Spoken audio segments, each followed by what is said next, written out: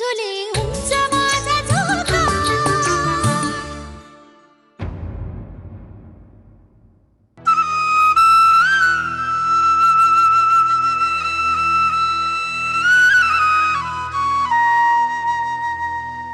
ताई काकू कळले ना तूस? हो जिव्हारी लागले हो अगदी, पण हिमतीची बाई, पण पायातले अवसानच गळाले रे। जीवाची अगदी तळमळ चालू होती। शेवटी वैद्यबुवांच्या औषधाने थोडा फरक पडला, पण घटकाभर झोप लागली तर बरे वाटेल असे म्हणाले वैद्यबुवा। एका परीने तिला झोप लागली ते बरेच झाले। तिच्या जीवाला होणारा क्लेश आम्हास पाहावला नसता। आणि भाऊसाहेब भाऊसाहेब आहेत त्यांच्या खोलीत, त्यांनाही आता पश्चाताप होतो, पण शब्द गेला ना रे तोंडून। आता कितीही काहीही केले तरी तो काही माघारी येणार नाही। शिवाय प्रसंगही असा विचित्र होता की भाऊसाहेबांचाही ताबा सुटला।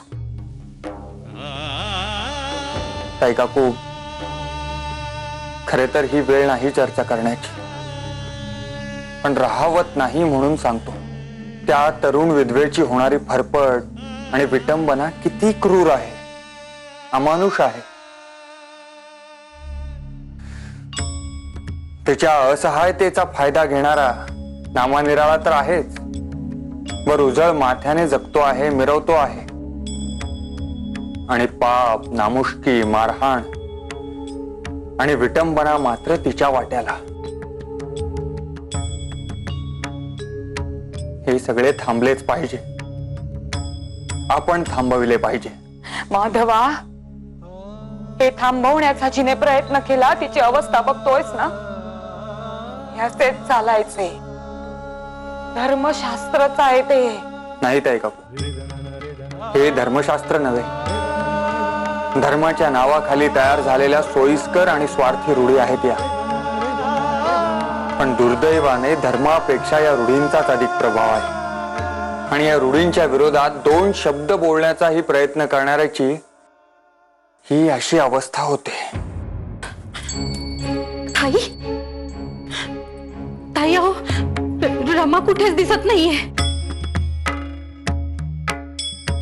मी सगळीकडे पाहिले पण कुठेही सापडत नाहीये पोर। अगोबाई, झाल्या प्रकाराचा धसका घेतला की काय तिने? अरे देवा, मला तर खूप काळजी वाटते। मी पुन्हा एकदा शोधते तिला। माईवरही एक मोठा प्रसंगच गुदरलाय। एकीकडे आई आणि एकीकडे नवरा, दोघांचेही दुःख हिलाच आणि दोघांनाही सावरायचे ते हिलाच। त्यात आता ही रमा नाहीशी झाली। कल्याणचे हो सगळे, कल्याणच आहे। ताई काकू, आम्ही पाहतो। बघ जरा,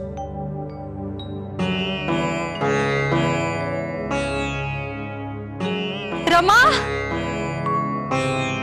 रमा, रमा, रमा कुठे आहात आपण? अगोबाई, का घर शोधून काढलं? कुठे गेली असेल ही पोर? रमा, रमा, झाल्या प्रकाराबद्दल धसका तर घेतला नसेल या पोरीने? रमा, रमा, रमा, तुम्ही जर आपल्या स्वतःच्या अधिकारात आमच्या घराचे नीती नियम बदलण्याचा प्रयत्न करत असेल तर ते आम्ही कधीही खपवून घेणार नाही। रमा, रमा, झुले